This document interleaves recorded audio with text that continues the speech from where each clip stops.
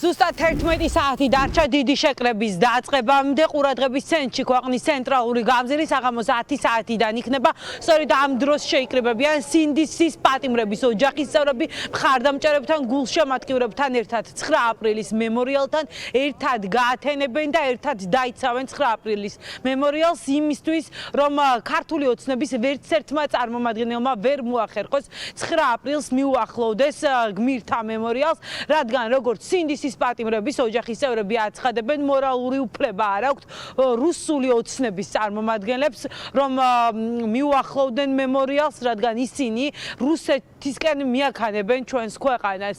შეიძლება ითქვას, რომ ახალი მოძრაობა სტარტს სწორედ დღევანდელი საპროტესტო აქციიდან აიღებს, მშობლების, შვილების გადასარჩენად ერთიანდებიან და პროტესტით სხვადასხვა ფორმაზე გადავა, როგორც აქციის მონაწილეები აცხადებენ, ამიტომ სინდისის პატიმრების ოჯახის წევრები თხოვენ ყველა გულშემატკივრას, ყველა იმ ადამიანს, ვისთვისაც მნიშვნელოვანი არის ქვეყნის ევროპული მომავალი და ვისაც არ სურს, რომ ქვეყანაში სინდისის პატიმრები ციხეში იყვნენ გამოკეტილი, დღეს საპროტესტო აქციას შეუერთდნენ. ოცნებას მორალური უფლება არ აქვს, რომ მაგ მემორიალს მიუახლოვდეს.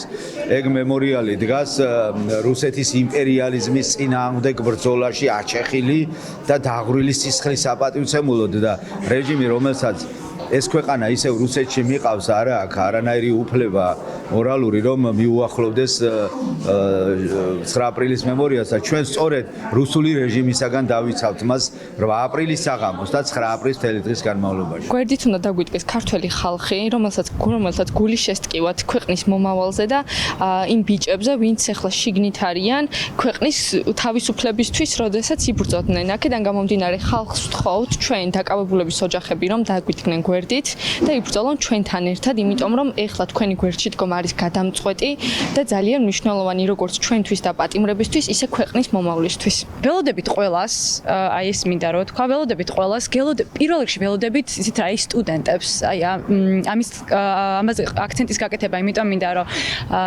თუ გვინდა რომ რეალურად მართლა რამე შეიცვალოს ამ ქვეყანაში, საჭირო არის ახალი თაობის, მომავალი თაობის ჩართულობა აი ამ პროცესებში. და ყველა იმ ადამიანს, ვისაც გააზრებული აქვს ის, რომ არ უნდა რუსეთი და არ უნდა საბჭოთა კავშირის დაბრუნება ჩვენ ქვეყანაში, უნდა იდგნენ რუსთაველზე ჩვენს გვერდით, რათა გადავარჩინოთ ჩვენი სამშობლო. იმდენი ადამიანი შეეწირა ჩვენი ქვეყნის ბედნიერ მომავალს, ვის უნდა ვაპატიოთ 9 აპრილს. აი იმდენი ადამიანი, იმდენი ბოროტება მოხდა, რომ როგორ შეიძლება ეს შევარჩინოთ უბრალოდ. რეჟიმის მსახურებს წინააღმდეგობის მოძრაობის წევრები მუდმივ ყოველდღიურ დისკომფორტს პირდებიან. ამ წინააღმდეგობის მოძრაობაში არიან სინდისის პატიმრების დედები, მამები, დები, ძმები, ახლობლები, მეგობრები, ყველა ვისთვისაც მნიშვნელოვანია, რომ ქვეყანაში არც ერთი ადამიანი 4 კედელში არ იყოს გამოკეტილი, მხოლოდ იმის გამო, რომ საკუთარი პოზიცია დააფიქსირა ქვეყნის მომავლის დასაცავად.